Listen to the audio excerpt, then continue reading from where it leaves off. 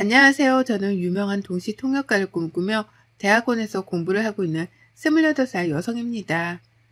시험 기간도 끝나고 바쁜 일이 끝나 조금 한가한 시간에 사연 채널을 챙겨 듣고 있었는데 제가 겪었던 사연을 보내보면 어떨까 하고 이렇게 글을 쓰게 되었네요. 사실 저는 작년에 어이없는 파혼을 경험했어요. 전 남자친구네 집에서 정확히 말하면 애비 시어머니가 너무 터무니없는 것들을 요구하시길래 이런 집안과 결혼하면 제 인생이 망할 것 같아 파혼했습니다. 정확히 말하면 자기가 말하는 요구 조건을 들어주지 않으면 결혼을 허락하지 않겠다는 말이었죠. 너무나도 뻔뻔한 이야기였고 저는 당연히 납득을 할 수 없어 그 자리에서 파혼을 선언했어요. 옛날이야 남자가 집해오고 여자가 혼수해오기도 했는데 요즘엔 반반 결혼이 대세 아닌가요? 결혼 이야기가 오갈 때도 공평하게 하자는 남자친구의 말만 믿고 결혼을 진행했다가 예비 시어머니 덕분에 현실을 자각하게 되었는데요. 그럼 지금부터 제 파혼 사연 들려드릴게요. 전 남자친구를 만난 건 대학을 졸업해서 모 기업의 통역사로 활동하면서였어요. 어려서 꿈은 외국어이었지만 우리말이 아닌 다른 나라의 말을 배우고 익히는 게 재미가 있더군요. 그래서 동시 통역가에 대한 꿈을 키우게 되었고 영어 영문학과를 전공해 대학을 졸업하자마자 좋은 기회로 모 중견기업의 해외 사업팀에 입사를 하게 되었습니다. 제가 하던 업무는 외국어로 된 문서를 번역하거나 외국인 바이어들과 미팅 자리에서 통역을 해주는 일이었습니다. 남편은 회사 마케팅팀에서 대리로 일을 하고 있는 직원이었고요. 우연히 한 프로젝트를 같이 담당하게 되면서 남편의 부서와 제가 속해 있는 팀이 같이 해외 출장을 가게 되면서 인연이 시작되었어요. 둘 다 팀의 막내였던지라 자주 대화를 하게 되었고 붙어있는 시간도 많다 보니 자연스레 친해졌습니다. 나이도 같고 취미도 비슷했던지라 사적인 만남의 횟수가 늘면서 사랑의 감정이 싹 트더군요. 당시에는 저희 둘 다 사회 초년생이었기 때문에 모아둔 돈도 별로 없었고 어느 정도 직장에서 자리를 잡으면 결혼을 하기로 했었죠. 그렇게 저희는 3년의 긴 연애 끝에 미래를 함께하기로 약속했습니다. 사실 저희 집은 조금 부유한 편이었습니다. 대기업 임원 출신인 아버지는 아직도 회사에서 근무하고 계셨죠. 2년 뒤 정년퇴임하실 예정이었고요.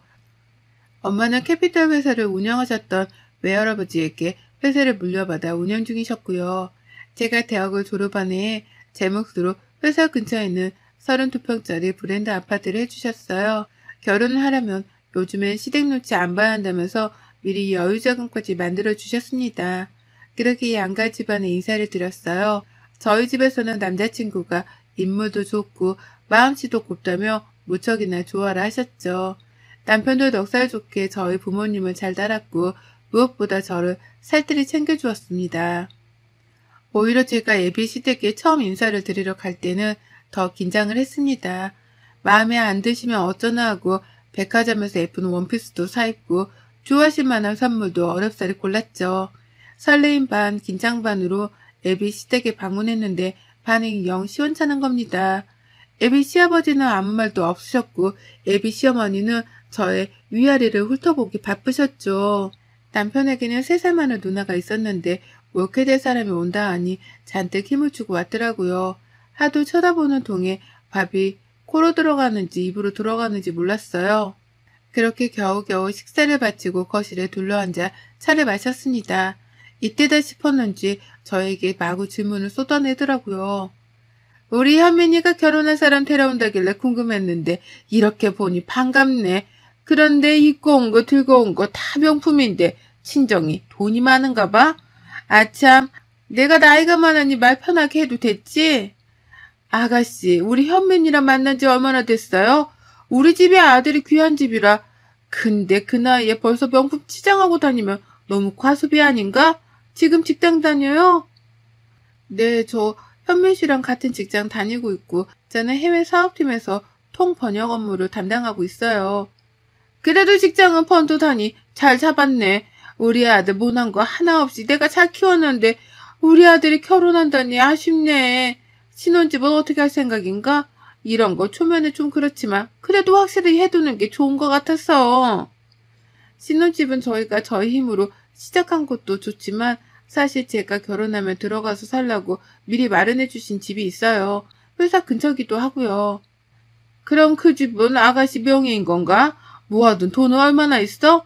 친장이 좀 여유가 되나 보네. 그래도 그 나이에 받는 월급 거기서 거기일 텐데 나중에 애 낳고 그러면 직장도 관두고 그러면 우리 아들이 고생할 게 뻔한데 지금도 이렇게 명품에 뭐에 다 두르고 다니는데 이거 괜나 사치 부리는 거 아니죠? 엄마, 초면에 무슨 말을 그렇게 해. 지연이 부담스럽게. 얘는 벌써 집 안으로 편드는 거 좀 봐. 내가 뭐 잡아먹기라도 한다니?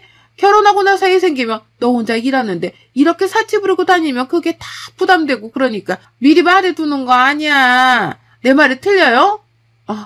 어머님 말씀이 맞아요. 과해 보였다면 죄송해요. 저도 나름 잘 보이려고 하나 사입은 건데. 저는 제가 너무 예민하게 구는 건가 생각했지만 다들 이런 고비는 한 번쯤은 있다고 해서 그러려니 했어요. 그래도 저도 사람인지라 기분이 나쁘긴 하더라고요. 자리를 피하고 꽤 늦은 시간이었기에 남자친구가 데려다 준다며 차를 타고 길을 나섰죠. 영 찝찝한 기분을 지울 수 없었던 저는 남자친구에게 하소연을 했습니다. 아니 현민 씨, 아무리 그래도 그렇지. 어머니 너무하신 거 아니야?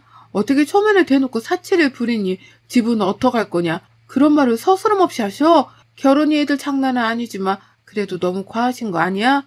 나를 어떻게 보셨길래 그런 무리한 질문을 하시는 거지? 미안해. 우리 엄마가 원래 그런 사람이 아닌데 아들이 결혼한다니 서운하기도 하고 그런 모양이야. 기분 나빴다며 내가 대신 사과할게. 우리 엄마 생각보다 여린 분이야. 내가 잘 말씀드릴게. 기분 풀어, 응?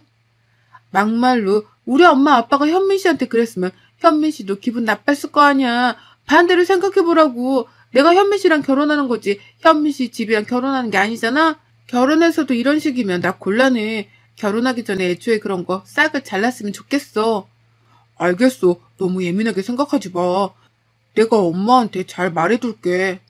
순간 이게 맞나 싶을 정도로 결혼을 이렇게까지 해야 하나 생각이 들었지만 남자친구가 미안하다고 사과를 하는 통에 잘 준비해보기로 하고 좋게 결론 지었어요.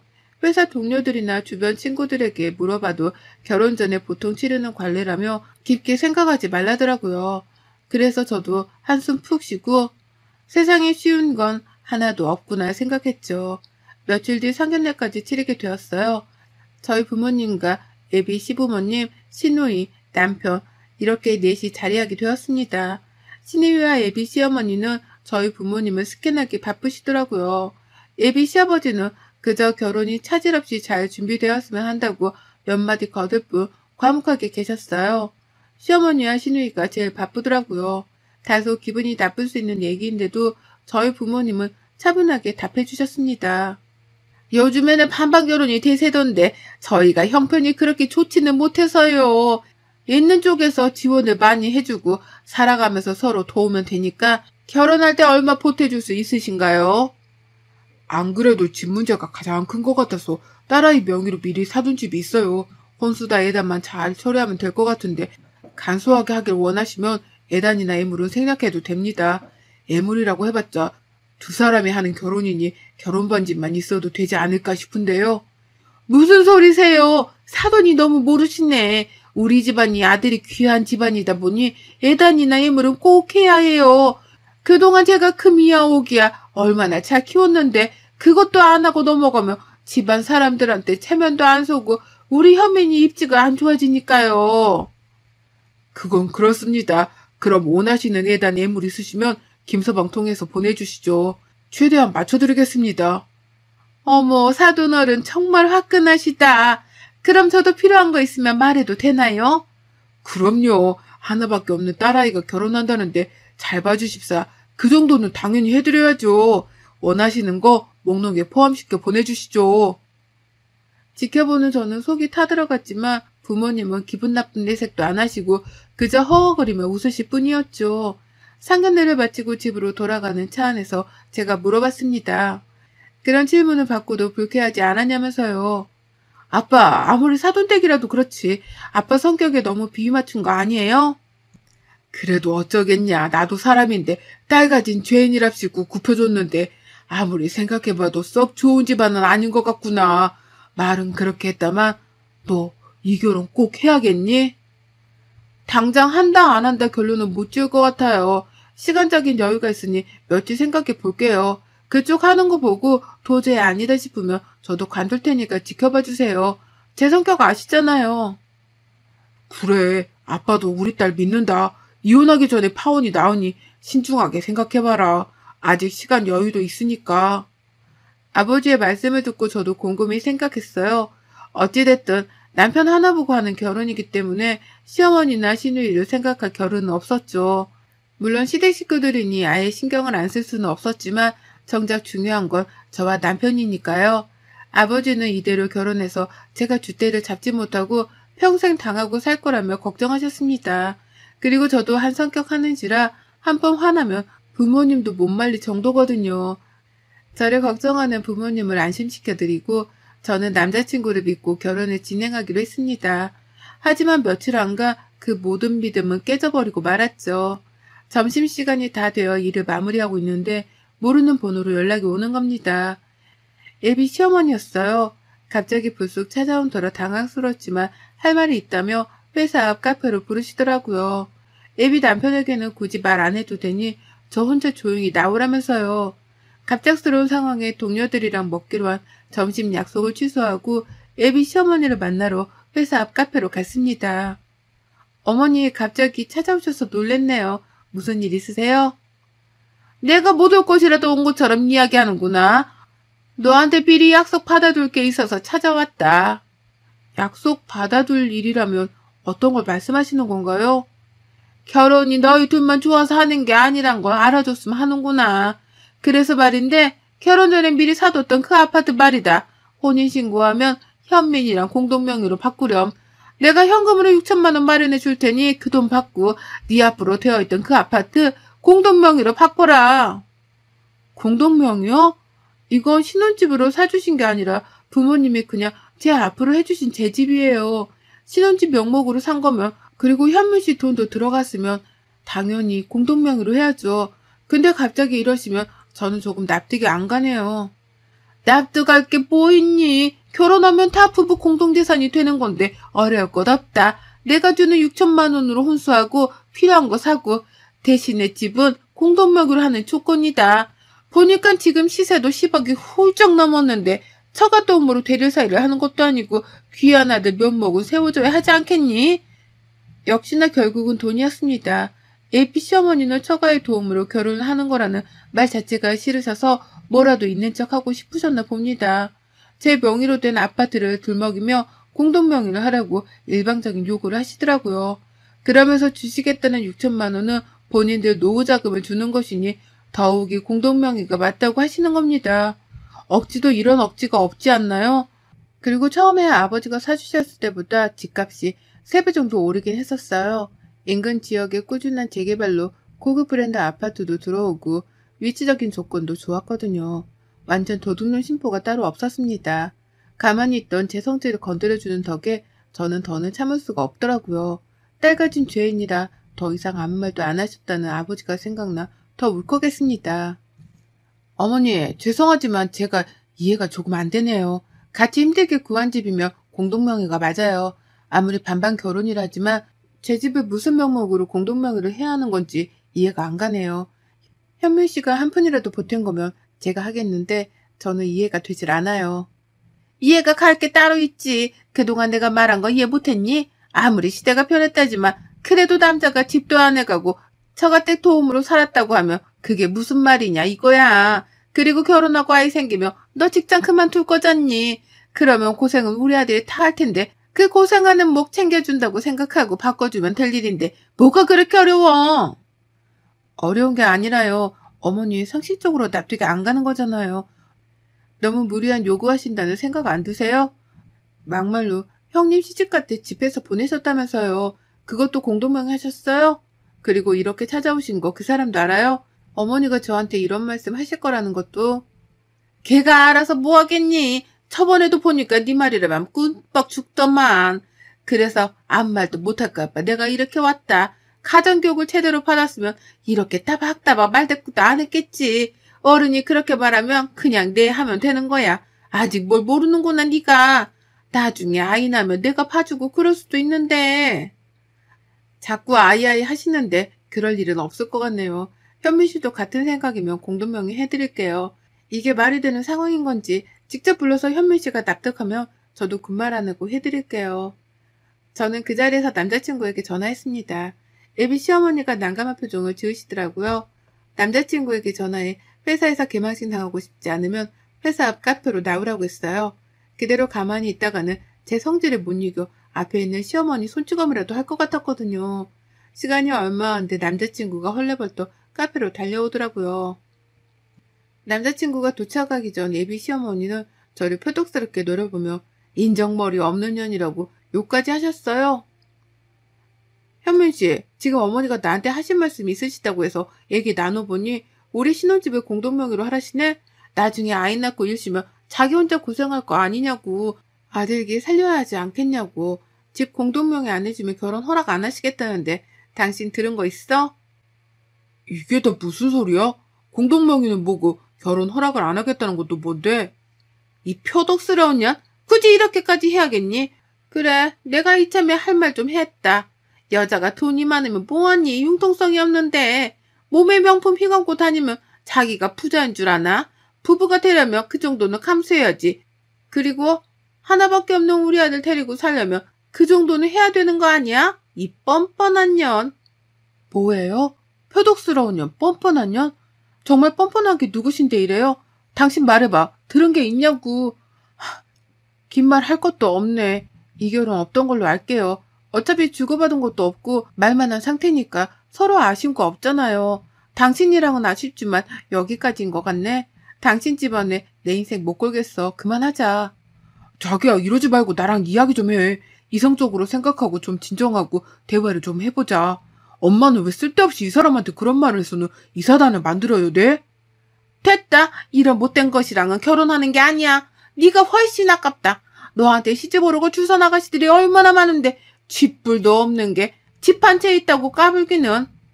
어머니, 아니 아줌마, 말 다 하셨어요? 그대가들 그 상태로는 그 누구와도 결혼 못해요. 아세요? 어떤 미친년이 냉큼 재산 가져가겠다는데 결혼해요? 제정신이 아니고서야. 암튼 우리 결혼 없던 걸로 해. 이 시간 이후로 서로 연락하는 것도 없고 회사에서 마주쳐도 아는 척 하지 말고. 아줌마, 인생 날로 먹으려고 하지 마세요. 아들 팔아서 장사하세요? 어이가 없어서 참. 저는 그 자리를 박차고 나왔어요. 드라마처럼 정신 좀 차리라고 물을 부어주고 싶었지만 참았습니다. 그렇게 저는 남자친구에게 파혼을 선언했어요. 며칠을 저에게 전화하며 집까지 찾아오고 회사에서도 메신저로 끊임없이 연락을 하더라고요. 하지만 저는 제 미래를 남자친구와 함께 이어나갈 수 없을 것 같다며 정중하게 파혼 의사를 다시 전달했습니다. 아버지께 말하니 역시 그럴 줄 알았다면서 잘했다고 하시더라고요. 이혼보다는 파혼이 낫다면서요. 그리고 애비 시어머니는 정확히 저희 부모님이 하시는 일을 모르셨나 봅니다. 저희 아버지가 임원으로 계시는 회사에는 시누이 남편도 다니고 있더라고요. 그 사실을 뒤늦게 알게 된 시어머니는 혹여나 문제가 될까 저에게 굽신거리며 연락을 해오더라고요. 이미 끝난 사이 말해서 더 뭐합니까? 저는 다시는 연락하지 말라며 한 번만 더 연락하면 정말 원하는 대로 해버리겠다며 반협박을 했죠. 그랬더니 마지막에 그렇게 인생 살지 말라며 욕을 하시더라고요. 시누이가 될 뻔했던 사람도 처음에는 제 눈치를 보더니 나중에는 SNS에 저를 저격하는 글을 여러 개 올리더라고요. 가만히 있으면 뭐합니까? 다 캡처해서 명예훼손으로 고소했죠. 제가 잘못한 것도 없는데 그런 취급을 받을 이유는 없었으니까요. 집까지 찾아와 무릎을 꿇으며 사정을 해대는 동에 고소는 취하했지만 시누이 남편은 지방의 공장으로 발령을 내버렸습니다. 그 뒤로 정말 연락이 끊겼어요. 회사에서 남자친구를 종종 마주쳤지만 저는 눈길 하나 주지 않았어요. 마침 회사 일도 재미가 없어지고 흥미를 잃어갔을 때라 이참에 그만두고 공부를 좀 더 해야겠다고 생각했어요. 해외로 다니며 보는 시야도 넓히고 견문도 넓히고 싶었습니다. 대학원 공부를 한다는 건 차원이 다르더라고요. 매일매일이 공부와 시험의 연속이었어요. 부모님은 괜찮냐고 하지만 파혼의 슬픔, 아픔 따위는 느낄 새도 없이 정신없더군요. 그렇게 지금까지 대학원에서 공부를 하고 있습니다. 1년이라는 시간이 더 남았지만 대학원 공부가 끝나고 여건이 되면 유학도 다녀오려 합니다. 해외에서 직접 부딪혀보며 경험을 쌓아야 할 것 같아서요. 하마터면 제 인생이 시궁창으로 빠질 뻔했었는데 저 잘한 거 맞겠죠? 결혼해서 이혼하고 이혼료 딱지 붙느니 애초에 싹을 잘라버리는 게 맞는 것 같아요. 여러분의 생각은 댓글로 남겨주세요. 오늘도 시청해주셔서 정말 감사합니다.